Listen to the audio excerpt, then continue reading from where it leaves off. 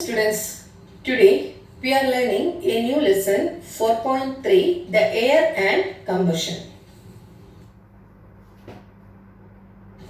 The objectives are: first objective, to identify the gases in the atmosphere.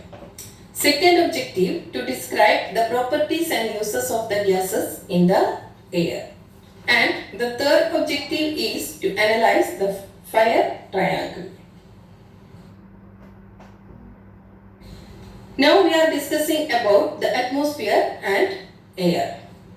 We know the atmosphere is the mixture of gases that surrounds the earth. But air is the mixture of gases in the lower part of the atmosphere. If these gases are in the lower part of the atmosphere, it is known as air. And we know 99% of the air is made up of two gases, mainly two gases, that is nitrogen and oxygen, with only small amounts of other gases. 99% nitrogen and oxygen, that means only 1% other gases. That we can see clearly in the given picture. The green shaded area, it is nitrogen gases of the atmosphere, and it is 78.08%. And the blue color, it shows the oxygen, the percentage of oxygen gases, it is 20.95%. Only small amount, that is colored as yellow, that shows the other gases in the atmosphere.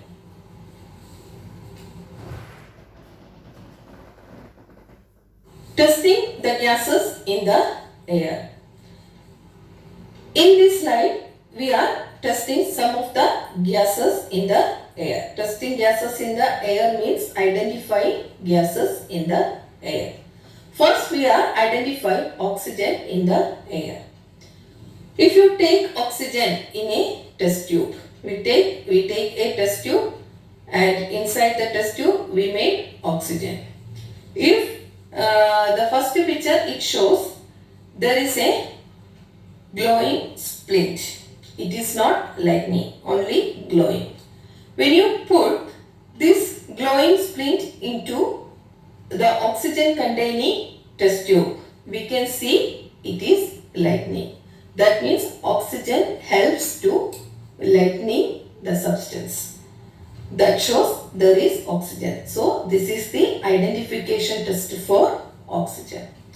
And the second picture, it is the identification test for carbon dioxide. Carbon dioxide turns lime water milky. So here the first test tube, they take only lime water.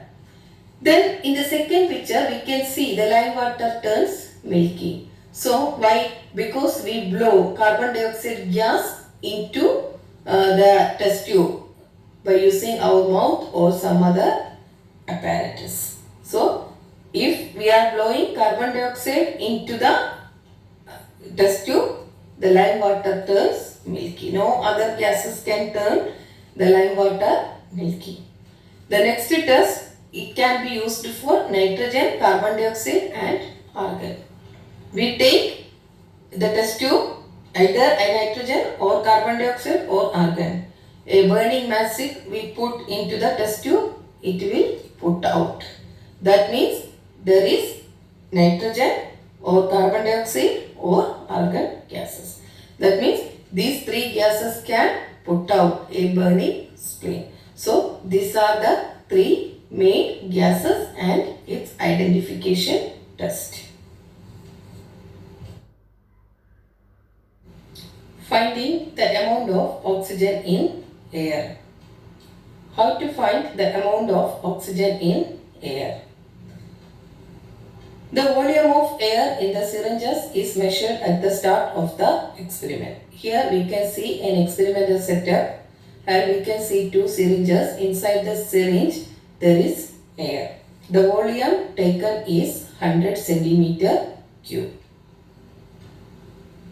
The copper is then heated strongly as the air is passed slowly from the syringes, and in the picture we can see at the middle there is one copper. We started heating copper and we have to move the syringes and also the air inside the syringe near to the middle of the apparatus. If the copper is burning, they are using air.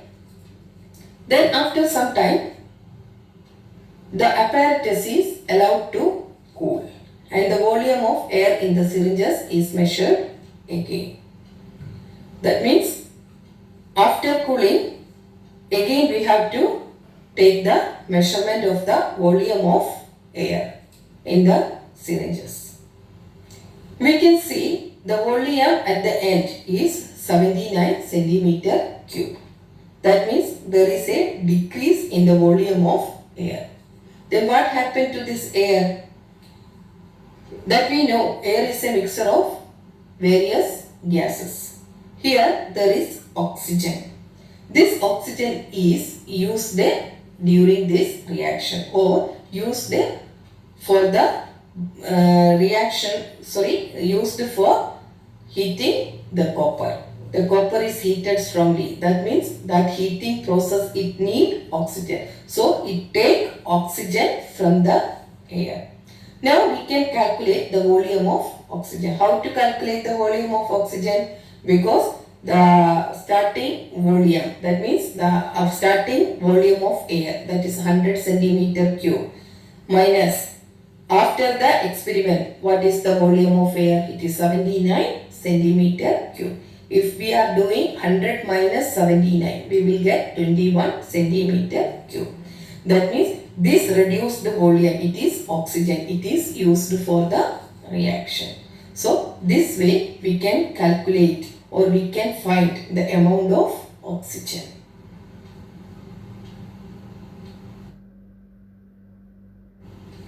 Now we are moving to the second objective, that is properties and uses of the gases in air. That we already discussed, the air is a mixture of different gases.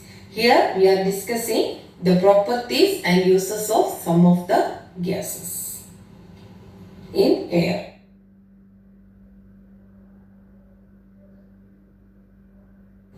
The first gas we take is nitrogen.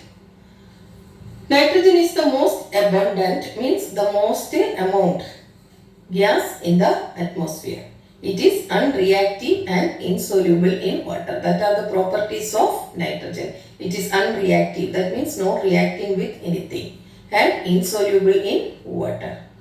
And next we are discussing the uses of nitrogen. It is used for packing foods and making fertilizers, that we already studied. It is in the Lay's packet, the chips packet. They are using the gas, that is nitrogen.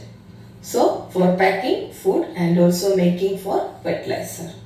The other use of nitrogen, the plants and animals need nitrogen containing compounds to make proteins. They need nitrogen containing compounds from, the plants are getting it from the soil. Then only they can make proteins. So now we are going to, that is oxygen. First we are discussing the properties of oxygen. It is soluble in water and react with many other substances. The first property is soluble in water and react with many other substances. Then the uses. Presence of oxygen in air and water is essential to life on earth. That means we know we are using oxygen for breathing. The life on the earth, it depends upon the presence of oxygen. Without oxygen, the plants and animals cannot live in the earth. Live on the earth. Next one, it is needed for respiration and combustion. Respiration I already told you, and also combustion for making fire or for cooking food, everything, that is called combustion. The gas is needed, that is oxygen. Without oxygen there is no respiration, there is no combustion. The next gas, it is very less amount in the atmosphere. It is argon. It is insoluble in water and is extremely unreactive. That means if you if you are taking argon and put into the water, it will not soluble in water, and it is extremely unreactive. That means it is not reacting with any other substance in the atmosphere. Then the uses. The main use of argon is ordinary light bulbs are filled with argon so that the filaments does not burn out. The bulb, the ordinary bulbs, not the LED bulbs and all, the ordinary bulbs inside, they are filling argon gases. This helps the filament does not burn out. The next gas is carbon dioxide. The carbon dioxide is soluble in water but is fairly unreactive. That means if you take carbon dioxide gas and put into water, it will be soluble. That's why we can see the drinks, the soda drinks and Pepsi, Coca-Cola, like that drinks, there is carbon dioxide gas because it is soluble in it and is fairly unreactive. But rare cases it is reacting. And its uses, carbon dioxide is needed for photosynthesis, that we know. For photosynthesis, one of the important compound needed is carbon dioxide. It is also used in fire extinguishers and is the gas in fizzy drinks. And we can use carbon dioxide as a fire extinguisher in some fire extinguishers. Fire extinguisher means if there is fire, we want to put out the fire, we are using the sprays or cylinders like that. Inside it there is carbon dioxide. It helps to put out the fire. And also that we already told, also we can see the carbon dioxide in fizzy drinks. So these are the main uses and properties of gases in the atmosphere. So we finished our second objective also. Now we are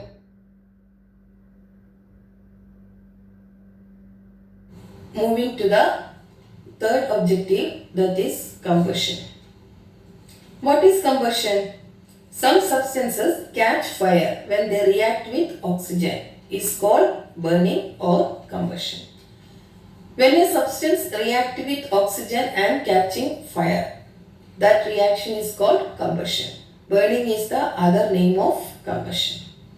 When substances react with oxygen, that means when substances burns, a new substance called oxides are forming. The new substance formed is called oxides.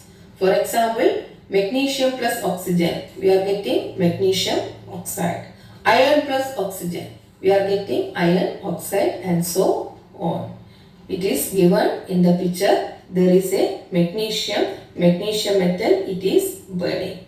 When it is burning, the white color fumes are coming out. Then after we can see a white powder in the jar, that is magnesium oxide.